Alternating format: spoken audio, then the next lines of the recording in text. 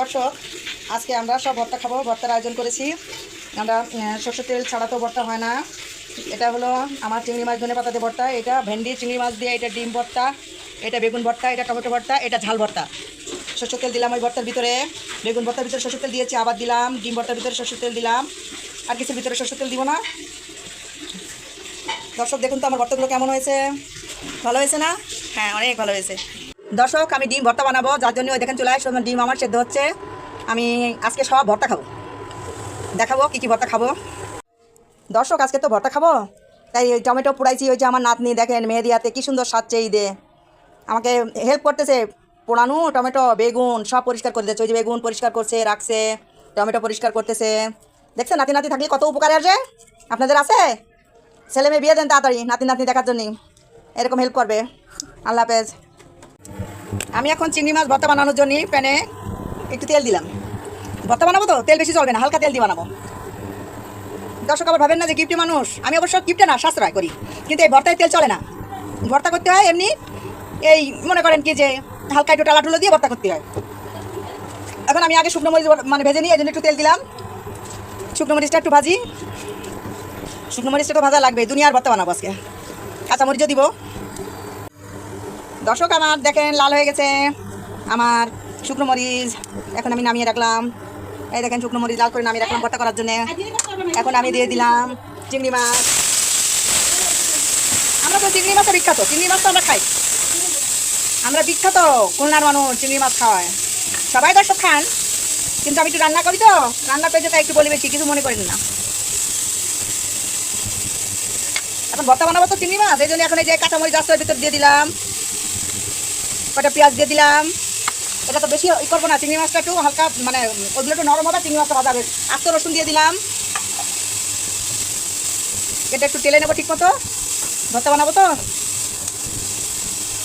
দর্শক, আমার চিংড়ি মাছ পেঁয়াজ রসুন কাঁচামরিচ শুকনো মরিচ সব ভাজা হয়ে গিয়েছে। এখন আমি তুলে ফেলছি। এখন আমি এর ভিতরে ধনেপাতা, কড়াই পরিষ্কার করে ধনেপাতা ভাজি মানে একটু ই করবো। দর্শক, আমি এখন ধনেপাতা চুলে দিয়েছি, লবণ দিয়ে দিলাম। লবণ দিয়ে একটু টেলে নিব। ধনেপাতা টেলে নিলে ফ্লেভার ভালো আসে। একদম কাঁচা দিলে ভর্তার সাথে ভালো লাগবে না, তাই একটু টেলে নিচ্ছি, একটু ভেজে নিচ্ছি। টেলে নিয়ে জানি না কোন দেশের কোন ভাষা বলেন, আমরা ভেজে নিই বলি, কেউ বলে টেলে নিই। যেভাবে বোঝেন সে বুঝে নেন। একটু নরম হলে নামিয়ে নিব। এভাবে চুলের পরে থেকে একটু ডাটা ডাটা আছে তো সব ফেলে নিন। একটু ডাটা ডাটা আছে, ওই ডাটাটা একটু নরম হোক, বাটতে সুবিধা হবে, ফ্লেভারটাও খুব সুন্দর আসবে। হয়ে গেছে দর্শক আমার ধনেপাতা টালা। দর্শক দেখুন আমার ধনেপাতা চিংড়ি মাছ পেঁয়াজ রসুন সব টালা হয়ে গেছে। এখন আমি ভর্তা বানাবো। দর্শক, ভর্তা বানানোর জন্যে আমার মেয়ে আমাকে হেল্প করতেছে। আমি আসলে রান্না করতে করতে টায়ার্ড হয়ে গেছি তো, তা বলতেছে আম্মু দাও আমি বেটে দিই, তোমাকে একটু হেল্প করি।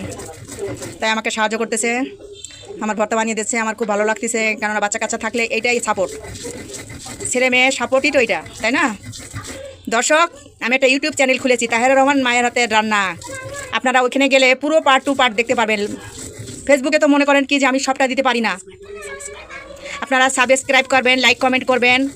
আমাকে যদি ভালোবাসেন, আমার যারা দর্শক আছেন তারা আপনারা ইউটিউবে যে আমার পুরো ভিডিও দেখবেন। যারা মনে করেন যে এখানে দেখে পোষাইতে পারতেছেন না, কেন এখানে তো ফেসবুক 5 মিনিট লং মানে বেঁধে দিয়েছে, আর ইউটিউবে তো বান্ধা নাই। আমি যত সময় মানে আমার যত ভালো রান্না, আমি যত টাইম পারি, আমি আধা ঘন্টা পারি 15 মিনিট পারি, আমি সবটা ইউটিউবে ছাড়বো।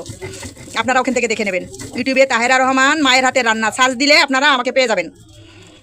আপনারা যদি ওখানে দেখেন আমার পুরো ভিডিও দেখতে পারবেন। আপনাদের অনেক ধন্যবাদ আপনারা যদি ইউটিউবে আমার চ্যানেল দেখেন এবং সাবস্ক্রাইব করেন। দর্শক দেখুন, এই যে ধনিয়া পাতা বাড়তেছে। ধনিয়া পাতা ছাড়া তো ভর্তা মজা লাগেই না। ধনিয়া পাতা দিয়ে চিংড়ি ভর্তা সেই খাবার হবে আজকে দর্শক, কী আর বলবো।